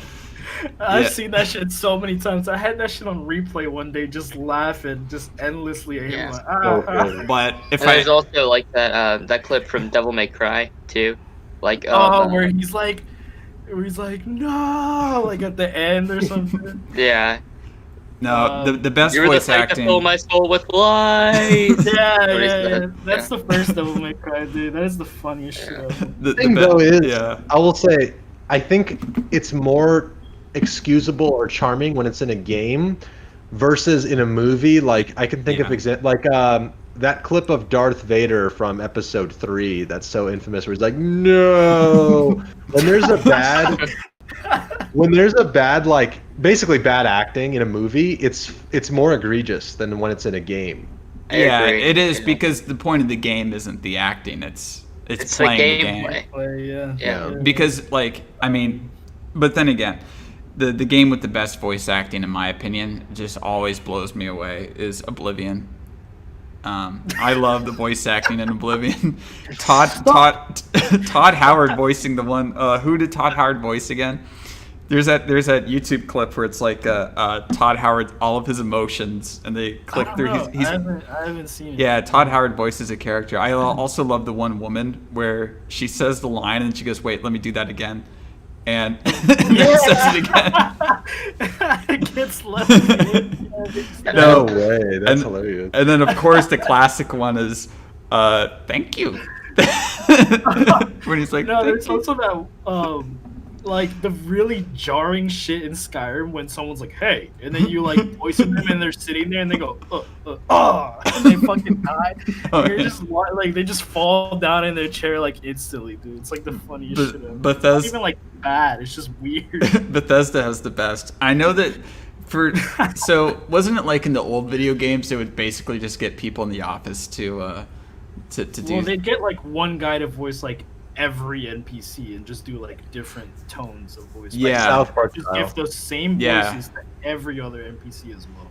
Yeah, and you know what happened in Oblivion is I think they had like different guys recording different lines, but then for characters they would just combine lines from different voice actors, and that's why you get these like Oh my God, homeless it's so people that would dumb. be like that depending upon what you clicked on, like what you would say to them, it'd be like a different voice actor but coming out the same Oh mouth. yeah, yeah. I Yeah. remember. Yeah, and Oh, in games dude, it's that's more of a so quirk funny. and less of like you feel like your money's being wasted and your time. It's just more of like a funny thing, you know, like It's Yeah. funny too because Yeah. it's like they are. but when like, it's in a movie, you almost feel insulted. You know, Yeah, if like that when was to it's- happen in it's the that movie. bad You know, of a performance. You know where that happened in film recently was the filmmaking course by Neil Breen. oh fuck! Oh, you're joking, dude. So Back Neil Breen, I didn't buy his thing, but I watched the Red Letter Media video on then- it. What was his name? It was like some Yeah. miracle of something, like the name of his movie or something. It was No, some he- weird shit. Well, anyways, Wow. no, but he made this filmmaking course, and if he got something wrong, right, in the filmmaking course where he was videoing himself and he was talking to the camera, he didn't do a retake. He just dubbed over it in ADR. So I've actually done that before with videos. no. But Glink, when you did that with videos, now that happens in movies all the time, right? But the case with him, he's like, it was kind of It's so painfully obvious. it's painfully obvious because it's obviously from a different microphone and at different levels. Of course, it's a masterclass. It is a masterclass. There's like and wind going on in the background and shit. It's like, and he what the- and he would hold up for one case he like held up one finger and he's like and in reality in the first take he says it's 1 page long, but then he ADRs it, and it's so obvious it's different audio. He goes, it's 2 pages long, even though what we're seeing on screen is different than that. But I mean, ADR happens all the time in movies. I mean, some movies it's are like completely watching those translated movies where like the lip syncing is like. Well, I mean, the lips aren't moving the same way as when someone dubs are is kind done. of Yeah. that's Yeah. really jarring. but a lot of old movies, the cameras were so loud that they had to record all the audio in post production, like the good, the bad, and the ugly. All the audio was recorded in post production, and Yeah, wasn't that in Singing in the Rain, right? But that's There's a easier thing about though, that. because it's But like, they're recreating what they did on set. It's different. Yeah. So what I'm saying is, that didn't it happen. matches. It matches though. Like, Yeah, if you match it, it's fine. Is that what you're talking about, Glink? Where you would like match what you were saying, or were you saying something? Yeah. I'm trying to like as close to make it as close to the actual what I've filmed as possible in terms Yeah. of Okay. essentially lip syncing, but reverse Yeah. order. Yeah, you know that's what helps ADR. too is that if you watch, like, if I were to watch one of other, like, let's say I've never seen Glink's videos, right? If I were to watch one of his other videos and then watch one where he has to like lip sync, it Mhm. wouldn't be as noticeable because I've already heard his voice and like so it's believable, you know. It's like Yeah. whenever you watch a cartoon and you think like, or an anime or something, whatever the fuck you want to call them, or a video game, it's believable because it's like you've heard it before and that's their voice. So. Yeah, and I mean, there's also like a thing. I'm gonna start wrapping things up. I know I said that 10 minutes ago, but there's also a thing with there is a bit of a gap, or I guess like a level of believability, even if it's not super believable. So if you're watching a film and the character is far away and they're speaking, but if what you're hearing them say is as if they're speaking right next to you, that actually will still feel natural than having that gap where the sound is having to travel and then it's not going to be totally in sync.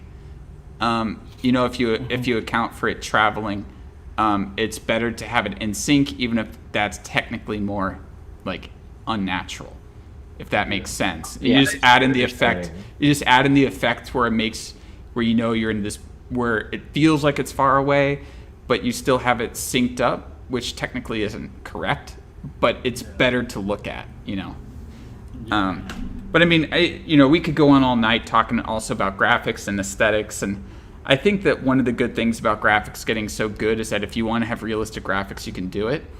But I see a lot of people, a lot of developers that are eschewing that. They're kind of jettisoning this idea of trying to look realistic and trying to develop very specific like aesthetic. 16-bit.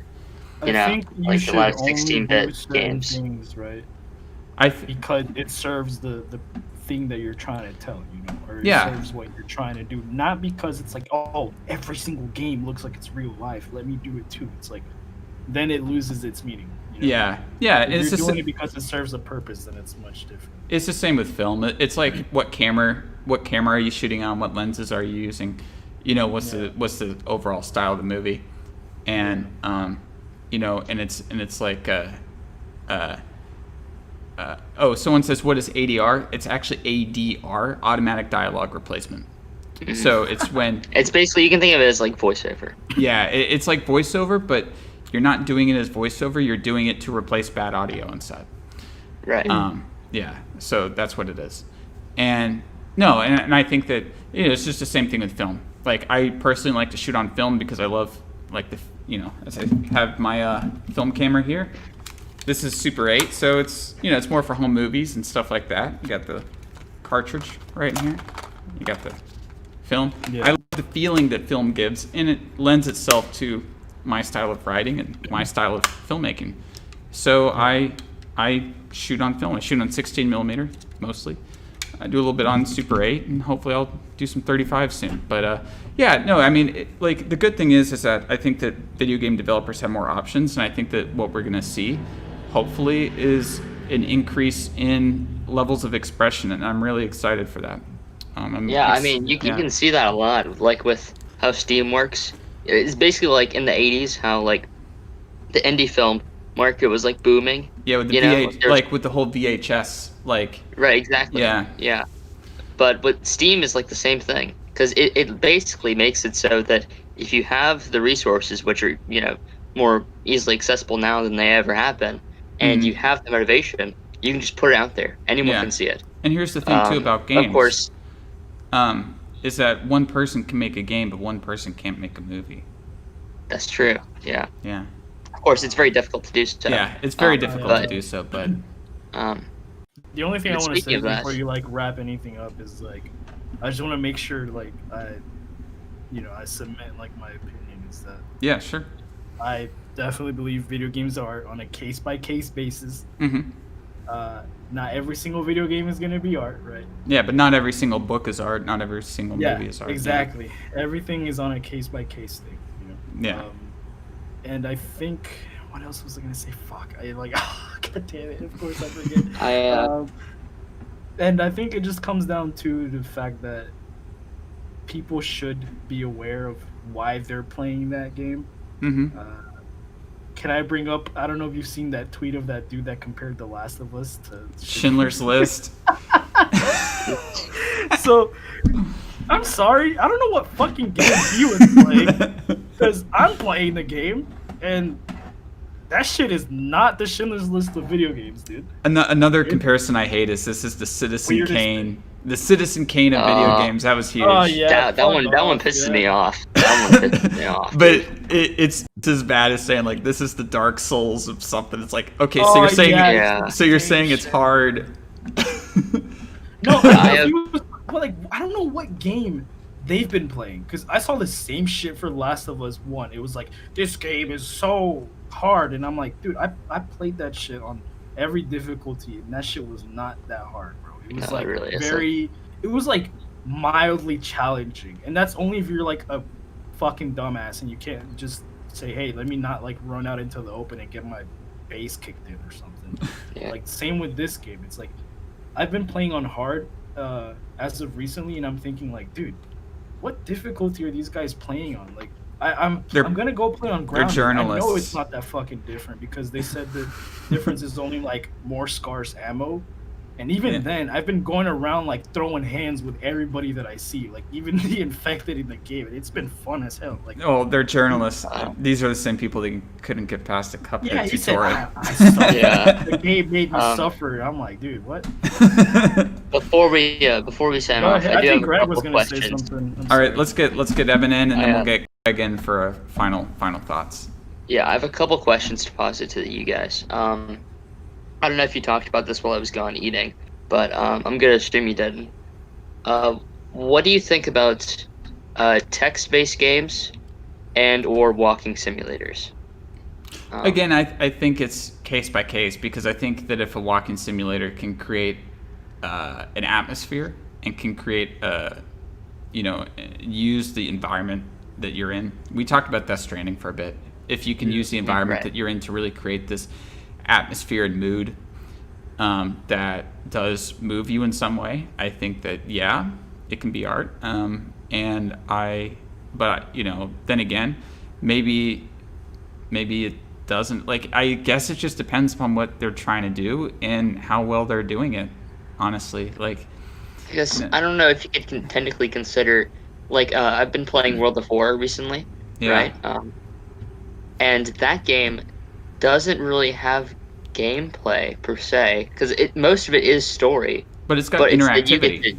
There is an interactive element, but a lot of it is just like pixel art, like Junji Ito mixed with like pixel art, right? But you also, it's like having a text box at the bottom, and then you getting to like choose. Well, is it still it's still an interactive medium, right?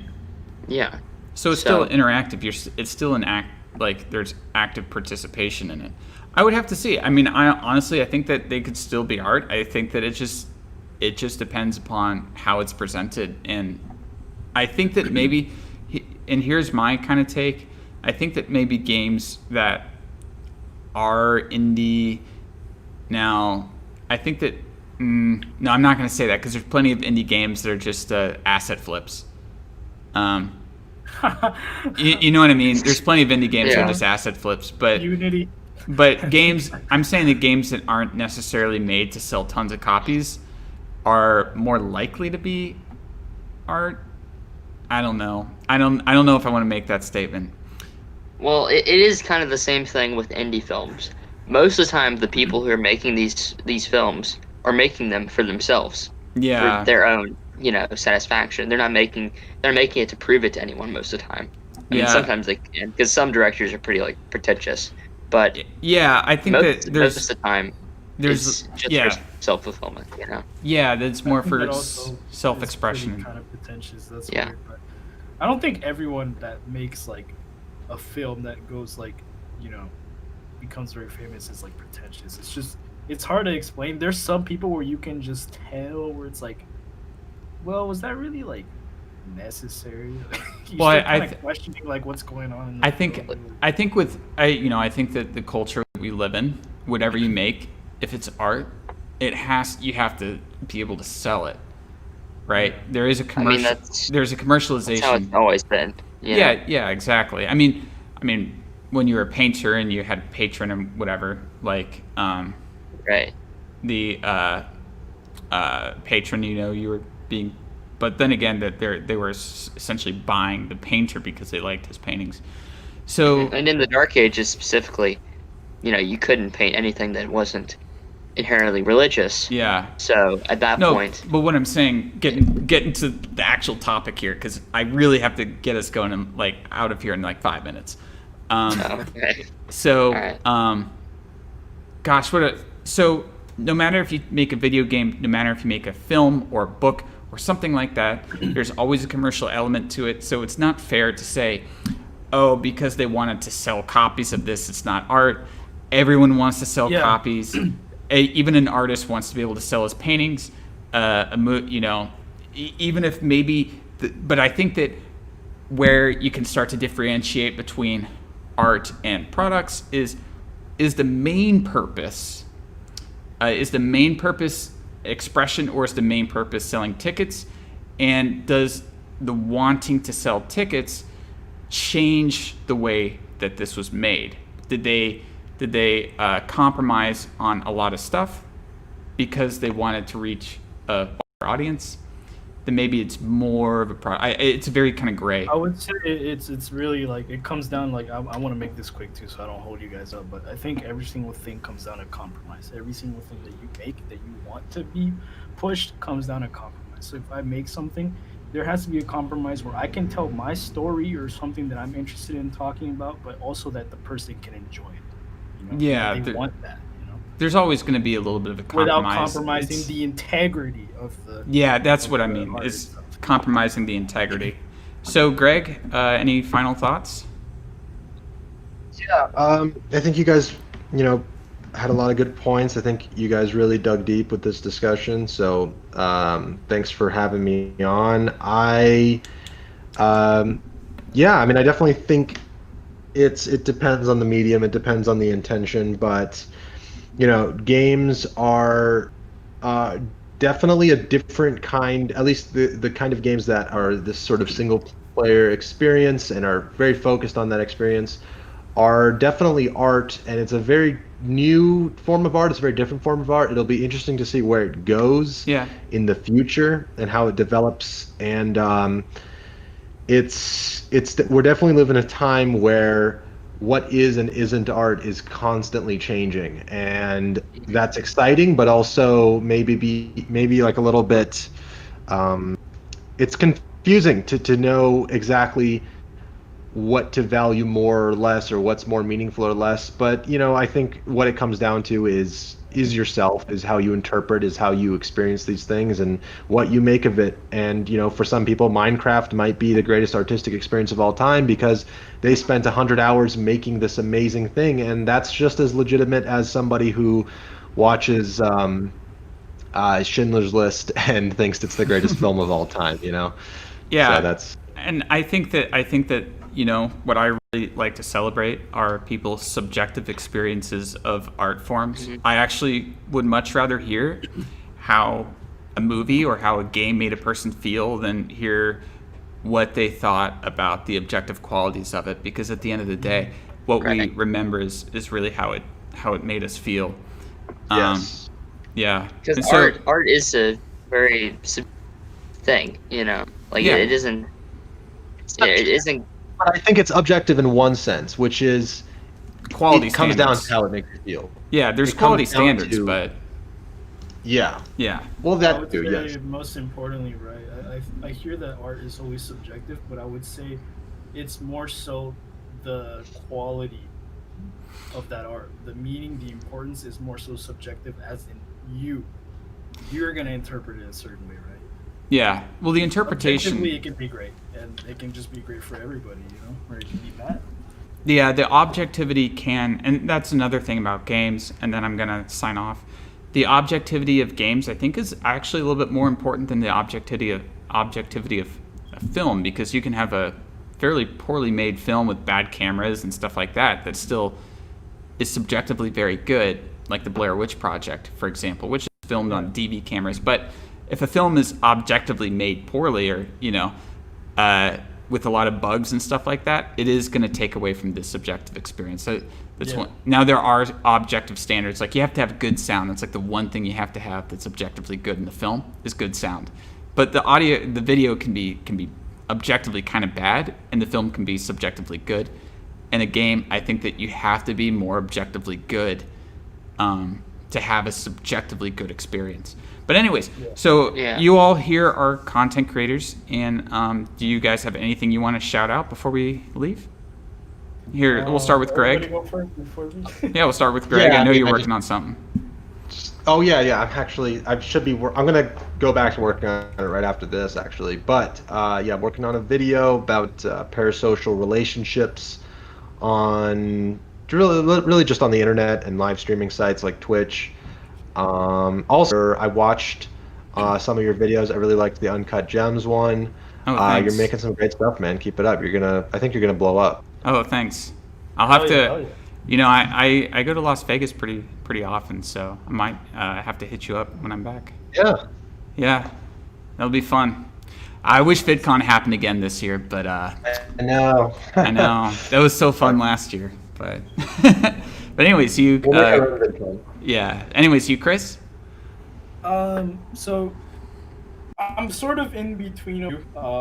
Currently, I'm working on trying to do a consistent podcast. The next episode that I'm doing is gonna be mainly about Sky Jackson, but I don't want to sit there and talk about like, oh, she sucks, she's dumb, but more so how she's affecting the current like social movements. I'm not extremely well educated, so it's mainly just like my points of view along with a few other friends, And eventually, I might do some video essays or something. Depends.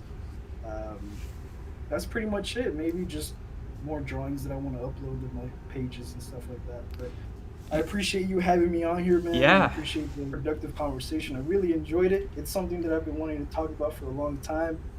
And it was fun. It was cool. It was very fun for me too. I mean, it was awesome. So, Evan, Yeah. Louis Mal. Yeah, I know on the video it says I'm Francois Truffaut and you're Louis Mal, but that's an ongoing joke in our Discord where we're the Cahiers du Cinéma de. But anyways, Evan, are you working on anything right now? Well, I actually am. I just started a script yesterday about Elevator to the Gallows, actually. Yeah, that's a great film. So what I'm going to do is it's going to be like probably I'm hoping maybe 35 minutes documentary about the making of it, but also about my own personal thoughts with the film. The trumpet, the score to that, what's his name? Yes. Yeah, it's going to have a big section about Miles Davis. Miles Davis, so great. Yeah. Jean Moreau gave such a great performance in that too. I love that. Yeah, that's I love that movie to death. That's her first big one, Yeah. And without that, she wouldn't have had as an illustrious career as she did. And she did so many good films. Like right after that, she was in Jules Jim, and she was in Bay of Angels, and she was also in a movie that I covered in my channel called Until the End of the World. She was also in that. I mean, she was such a great actress. Yeah, she was such a great actress. But anyways, so we're in a video on a ghost story, and it's coming along really well, and hopefully that'll be out middle of next week. And and that's it. And next month I am doing a Soviet month, so it's all going to be movies from the USSR.